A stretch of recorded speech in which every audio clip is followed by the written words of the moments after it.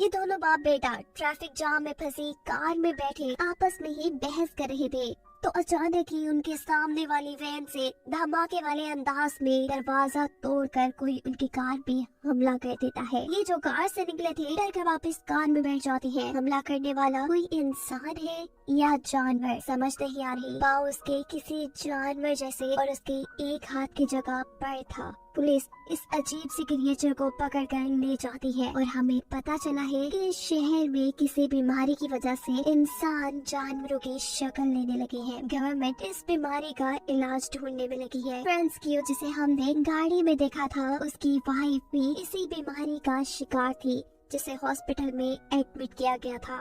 फ्रांस्कियो चाहता था कि वो अपनी वाइफ का खुद ख्याल रखे, पर उसकी बिगड़ी कंडीशन की वजह से डॉक्टर उसे हॉस्पिटल में ही रहने का मशवरा देती है। वो उससे जब मिलने जाता है तो हमें उसकी शक्ल दिखाई जाती है जो बिल्कुल किसी जानवर से मिल रही थी। फ्रांस्कियो अपने बेटे को भी जब उसकी मॉम से मिलने का कहता है तो वो जवाब देता है कि क्या करूंगा मैं उनसे मिलके, अब तो वो मेरी बात भी नहीं समझ पाती। फ्रांस्कियो कहता है अरे वो तो तुम्हें देख के ही खुश हो जाएगी, तुम जाओ तो सही। फ्रांस्कियो जिस होटल में काम करता है वहाँ के लोगों ने उसे बताया है कि पास में ही एक नया हॉस्पिटल कंक्रीट से बनाया गया है जो कि ज्यादा मजबूत है, क्योंकि वहाँ जानवर बने इंसानों को रखा जाएगा। राहत होने पर अब सभी बीमार लोगों को उस हॉस्पिटल में शिफ्ट किया जा रहा था, पर गड़बड़ी की वजह से बस पानी में गिर जाती है। बहुत से ऐसे जानवर बने इंसान मारे जाते हैं और बहुत से गुम हो जाते हैं। रात में फ्रांस्कियो का बेटा भी अपने घर की विंडो में ऐसे ही एक इंसान को देखकर डर जाता है, पर दोबारा देखने पे वहाँ कोई नहीं था। उसे लगता है कि ये उसका वहम है। फ्रांस्कियो को जैसे ही इस एक्सीडेंट का पता चलता है तो वो अपनी वाइफ का पता चलाने के लिए एक्सीडेंट वाली जगह पे जाता है, और अजीब बात पुलिस ऑफिसर से उसे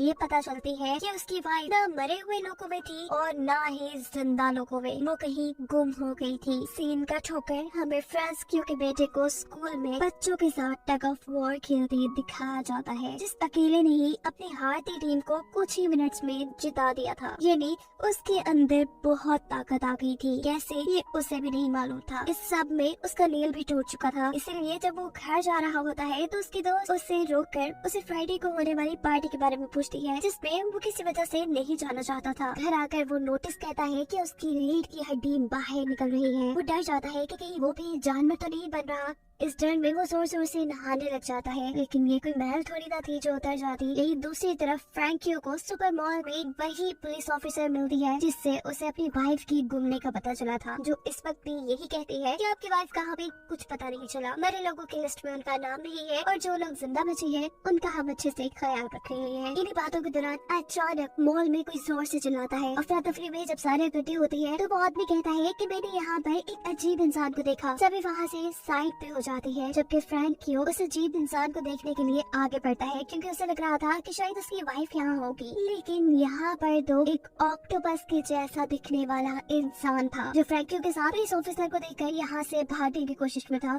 उसने अपने हाथ में आई कई चीजों को ऑफिसर की तरफ फेंका था, लेकिन ऑफिसर भी काफी तेज थी और उन्होंने इस इंसान को पकड़ ही लिया था। उसके पकड़े जाने के बाद फ्रैंकियो को यहाँ पर एक छोटी लड़की भी दिखती है जो बिल्कुल एक बर्ड बन चुकी थी। मॉल से बाहर आने पर पुलिस ऑफिसर फ्रैंकियो से पूछती है कि आपने इतना सारा सामान किसके लिए खरीदा है। फ्रैंकियो बातें बनाते हुए कहता है कि कुछ नहीं, मैं जरा ट्रैफिक पे जा रहा हूँ, इस सामान की मुझे उस वक्त जरूरत पड़ेगी। हालांकि ये सामान उसने अपनी वाइफ को ढूंढने के लिए खरीदा था। उसे लगता था कि उस एक्सीडेंट के बाद उसकी वाइफ जंगल में खो गई है। उसने दो अपने और अपने बेटे के कपड़े भी जंगल में जगह जगह लटका दिए थे क्योंकि अब उसकी वाइफ की सूंघने की सेंस बहुत ज्यादा तेज हो चुकी थी। उसे लगता था कि इन कपड़ों को सूंघ सूंघ कर उसकी वाइफ उस तक पहुंच जाएगी। अब क्योंकि गवर्नमेंट का ऑर्डर है कि ये लोग ऐसे बीमार इंसानों को घर पर नहीं रख सकते, पर फ्रैंकियो यही काम करना चाहता था। वो अपनी वाइफ की देखभाल खुद करना चाहता था और ऐसे में उसे सारे सामान की जरूरत पड़ती। घर आने पर वो अपने बेटे से कहता है कि आज मॉल में दो जानवर बने इंसानों को देखा गया है और काफी सारे ऐसे इंसान हैं जो उस एक्सीडेंट के बाद गुम हो चुके हैं, और मुझे लगता है कि तुम्हारी मॉम भी गुई हुई है। तुम फिक्र ना करो, हम फ्राइडे को जाकर जंगल में उन्हें ढूंढ लाएंगे।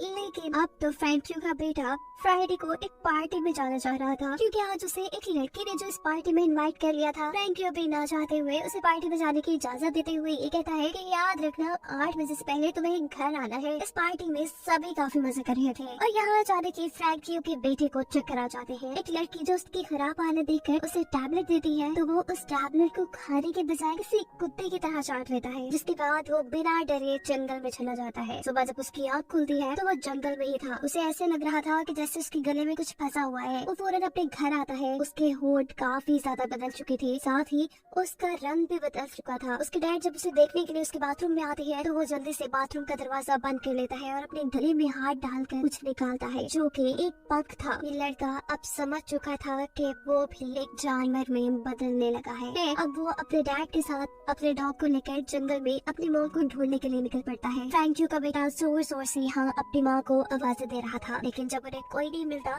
तो थक हार कर ये लोग यही सो जाते हैं। आधी रात में इनका डॉग अचानक जोर जोर से भौंकने लगा था और वो एक दरख्त के पास जाता है, जहाँ ऊपर एक बंदर बना हुआ इंसान। उसे जब ये लोग चेक करने के लिए जाते हैं तो अचानक ही फ्रैंकियो के बेटे के ऊपर एक ईगल बना हुआ इंसान हमला कर देता है। इससे पहले कि वो फ्रैंकियो के बेटे को मार देता, उसके होंठ देखकर वो समझ जाता है कि फ्रैंकियो का बेटा भी बिल्कुल उसी जैसा है, यानी जानवर में बदल रहा है और ये उसे नुकसान नहीं पहुंचाएगा। अलबत्ता इस ईगल बने इंसान ने फिर भी कुछ चोटें फ्रैंकियो के बेटे को पहुंचाती थी, इसीलिए फ्रैंकियो अपने बेटे को हॉस्पिटल लेकर जाने लगता है। पर वो नहीं जाना चाहता था, क्योंकि वहाँ जाकर सबको उसकी सच्चाई पता चल जाती कि वो एक एनिमल में बदल रहा है। लेकिन रास्ते में मिल जाती है पुलिस ऑफिसर, जो फ्रैंकियो से पूछती है कि आपके बेटे को कोई प्रॉब्लम है क्या। फ्रैंकियो कहता है नहीं, बस इसे कुत्ते ने काट लिया है। पुलिस ऑफिसर कहती है जो भी है हॉस्पिटल तो जाना ही पड़ेगा। वो इन दोनों को लेकर हॉस्पिटल आती है। आर्मी के डॉक्टर्स यहाँ उसकी पट्टी कर देते हैं और पुलिस ऑफिसर फ्रैंकियो को बताते हैं कि गवर्नमेंट ने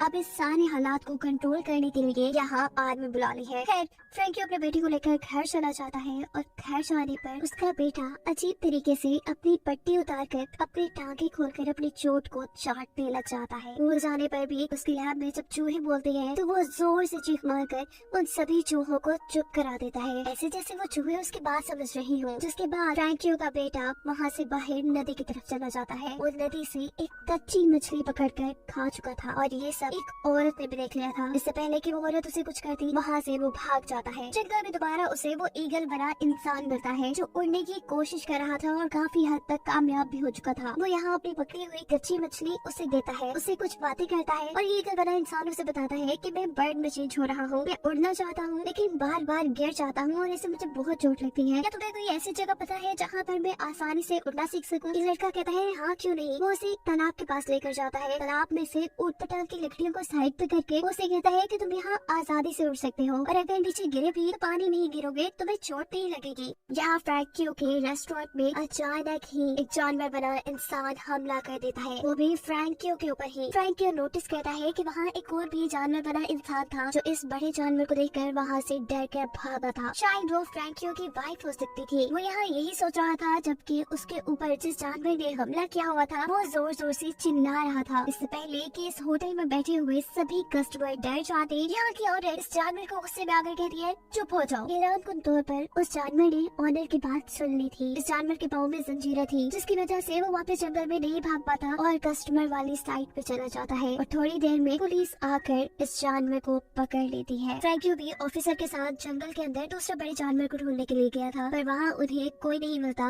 लेकिन अपने बेटे की साइकिल मिल जाती है, जिसे लेकर जब वो घर आता है और हाथ धोने के लिए सिंक में जाता है तो उसे सिंक के अंदर से कुछ नील्स मिलते हैं। ये फ्रैंकियो के बेटे ने तोड़कर इसके अंदर फेंके थे। फ्रैंकियो समझ चुका था कि अब उसका बेटा जानवर में बदल रहा है। दिखाया जाता है कि क्लास में उसका एक टांग टूट कर गिर गया था, जिसकी वजह से जब सब उसका मजाक उड़ाते हैं तो वो वहाँ से चला जाता है और पहुँचता है ईगल बने इंसान के पास। उससे बातें करता है, उसकी प्रैक्टिस देखता है और उसकी लगी चोटों पर पट्टियाँ करता है।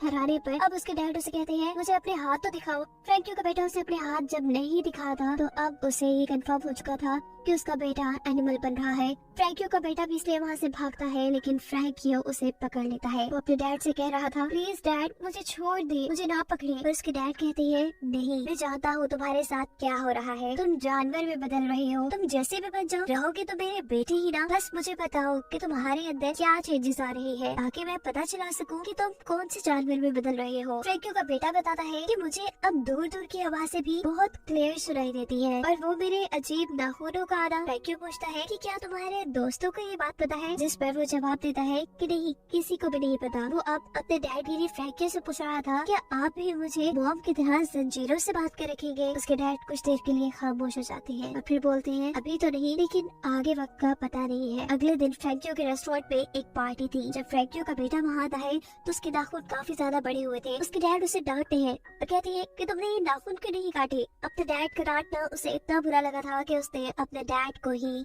हमला करके जख्मी कर दिया था। लेकिन असल में फ्रैंकियो तो उसे लोगों की नजरों से बचाना चाह रहा था। वो भी उसकी गर्दन पर कैंची रखकर उसे धमकी देता है नेल्स काटने की। और नेल्स काटने के बाद हम देखते हैं कि फ्रैंकियो का बेटा अब अपनी एक दोस्त से मिल रहा था। ये दोनों काफी करीब आते हैं। इस वक्त पर वो लड़की फ्रैंकियो के बेटे की रीढ़ की हड्डी को टच करती है और उससे कहती है कि मैं सब जानती हूँ तुम्हारे अंदर जो चेंजेस आ रहे हैं, लेकिन मुझे इससे फर्क नहीं पड़ता। यहाँ दूसरी तरफ इनकी क्लास फेलो को भी फ्रैंकियो के बेटे की सच्चाई पता चल चुकी थी। वो अब एक अजीब डिवाइस लेकर फ्रैंकियो के बेटे के सामने आता है, जिसकी आवाज इंसानों को तो कुछ नहीं कहती, पर जानवर उससे बहुत ज्यादा तंग हो जाते हैं। ये लड़का फ्रैंकियो के बेटे को बहुत तंग करता है और कहता है कि मैं तो तुम्हारी सच्चाई काफी अरसे से जानता हूँ। फ्रैंकियो के बेटे से रहा नहीं जाता और वो गुस्से में एक जोरदार थप्पड़ उस लड़के के मुंह पे मार देता है, ऐसे कि उसके गाल पे निशान पड़ गए थे। इन सारी चीजों की वजह से सिचुएशन भी बिगड़ चुकी थी। पुलिस और आर्मी अब जंगल के अंदर उसे ढूंढने में लगे थे और यहाँ पर उसकी मदद करता है वही ईगल बना इंसान जिसकी उड़ने में उसने मदद की थी। वो उड़ाते हुए को यहाँ से एक जंगल में ले जाता है। पुलिस और आर्मी भी वहाँ पहुँचते हैं। फ्रैंकियो का बेटा अब यहाँ पानी से होते हुए नदी के दूसरी तरफ चला गया था, लेकिन कार्स तो पानी में नहीं चल सकती थी, इसीलिए आर्मी वाले उनके ऊपर शूट करते हैं और वो ईगल बना इंसान जो फ्रैंकियो के बेटे का दोस्त बन चुका था, इस हमले से वो मर जाता है। फ्रैंकियो का बेटा उसने इस जगह को जैसे अपना घर मान लिया था। वो यहाँ फल खाता है और नदी में नहाता है। जब वो बाहर निकलता है तो उसकी कमर पे अजीब से निशान थे, यानी उसकी बॉडी बहुत तेजी से बदल रही थी। फ्रैंकियो का बेटा अब चलते चलते जंगल के ऐसे हिस्से में पहुंचता है जहाँ बहुत से उसी जैसे जानवर बने इंसान थे और यही उसे उसकी मॉम भी मिलती है, जिसने उसे स्मेल करके पहचाना था। वो इंसानों की तरह बोल तो नहीं पा रही थी, लेकिन अपने बेटे को बार बार एक गार के अंदर भेज रही थी, ऐसे जैसे कह रही हो कि ये तुम्हारे लिए सेफ जगह है। एमी नोटिस करता है कि कुछ इंसान सांप में बदले थे, कुछ बंदर में एक सुअर बन गया था और एक बच्चा गिर गया। यहाँ सब बड़ी शांति से रह रहे थे, इससे पहले कि यहाँ मिलिट्री वाले स्मोक फायर करते। ऐसा करने से यहाँ हलचल मच जाती है। आर्मी वाले एक खास डिवाइस की मदद से यहाँ कुछ आवाजें निकालते हैं, ऐसी आवाजें जो जानवरों को काफी परेशान करती थी। ये आवाजें फ्रैंकियो के बेटे को भी काफी परेशान करती है और ऐसे वो भी मिलिट्री वालों के हाथों पकड़ा जाता है। लेकिन वो बच्ची जो गिरगिट बनी थी वो पेड़ के ऊपर अपने आप को छुपाकर इनसे बच जाती है। पुलिस अब फ्रैंकियो के बेटे को लेकर शहर में आ चुकी थी, जहाँ पर उसके डैड पुलिस वालों से मिलते हैं और उन्हें कहते हैं कि ये मेरा ही बेटा है जो रात में वैसे ही जंगल में चला गया था। फ्रैंकियो का बेटा क्योंकि अभी तक इंसानों की तरह दिख रहा था, इसीलिए पुलिस वालों को शक नहीं होता। वो उसे एक पेपर देते हैं साइन करने के लिए। फ्रैंकियो का बेटा जब उसके ऊपर साइन नहीं कर पाता तो गुस्से में बुलाता है और ऐसे पुलिस वालों को शक हो जाता है कि वो एक एनिमल में ट्रांसफॉर्म हो रहा है। वो उसे पकड़ने ही वाले थे, लेकिन यहाँ फ्रैंकियो पुलिस वालों को मारकर खुद उनके दिए पेपर पर साइन कर अपने बेटे को यहाँ से ले जाती है। जबकि वो ऑफिसर जिन्होंने मूवी के शुरू से ही फ्रैंकियो की मदद की थी, उन्हें अब पता लगता है कि कुछ तो गड़बड़ है, इसीलिए मिलिट्री अब उनका पीछा करने लग जाती है, जिसे देखकर फ्रैंकियो का बेटा घबरा जाता है और वो अपने डैड से पूछता है कि अगर इन लोगों ने पकड़कर मुझे हेल्थ सेंटर में बंद कर दिया तो क्या आप मेरे से मिलने आएंगे।